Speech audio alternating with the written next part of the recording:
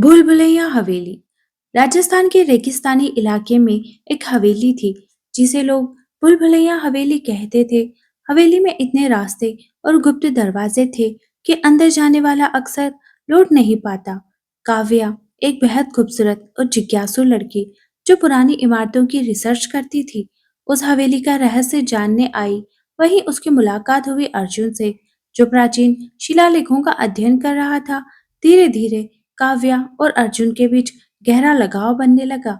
अब दोनों मिलकर हवेली में खोजबीन करने लगे। जैसे जैसे वे हवेली के अंदर बढ़ते गए, उन्हें अजीबोगरीब आवाजें सुनाई देने लगी, जैसे घुंघरुओं की झनकार, धीमी हंसी और दीवारों पर उभरते अजीब निशान। हवेली के सबसे अंधेरे हिस्से में उन्हें एक सुंदर स्त्री की तस्वीर मिली। यह स्त्री थी रानी चंद्रप्रभा।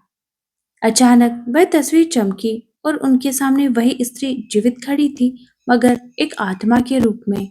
रानी ने बताया, मैं सदियों पहले इस हवेली की रानी थी। मैं अपने पति से बहुत प्रेम करती थी, लेकिन हमेशा प्रेम के लिए तरसती ही रही। मेरा शासक पति बहुत भ्रष्ट चरित्र का आदमी था। हर रात उसे एक नई स्त्री चाहिए होती थी। एक बार किसी पराई स्त्री के प्रेम में पड़कर उसने मुझे धोखे से मारने का प्रयास किया। इस पर मैंने ही उसे विष देकर मार दिया और खुद भी आत्महत्या कर ली। और तब से मेरी अतृप्त आत्मा इस हवेली की भूल भुलैया में कैद हो गई। मुझे श्राप लग गया था, जो केवल तभी टूटेगा जब कोई मेरी अतृप्त आत्मा से सच्चा प्रेम करेगा। सुनकर अर्जुन बोल उठा, यह तो असंभव है। लोग तो तुम्हारे डर से यहाँ आने से भी कतराते हैं। तुमसे प्रेम करना तो दूर की बात है। अर्जुन के ये शब्द सुनकर काव्या का चेहरा सफेद पड़ने लगा, लेकिन अर्जुन ने उसका हाथ पकड़कर कहा, अगर ये हवेली हमें कैद करना चाहती है, तो मैं तुम्हारे साथ यहाँ हमेशा रहना मंजूर करता हूँ। जैसे ही उसने ये कहा, हवेली की दीवारें कांपने लगी और भूलभुलैया के दरवाजे बंद होने लगे। अर्जुन सोच में पड़ गया, अब वे हमेशा के लिए कैद हो गए हैं। लेकिन तभी रानी चंद्रप्रभा ने मुस्कुराकर कहा, धन्यवाद अर्जुन, तुम्हारे शब्दों ने श्राप को तोड़ दिया। अब मैं मुक्त हो सकती हूँ। अर्जुन चौंक गया, लेकिन मैंने तो काव्या से प्यार का इजहार किया था। श्राप कैसे टूटा?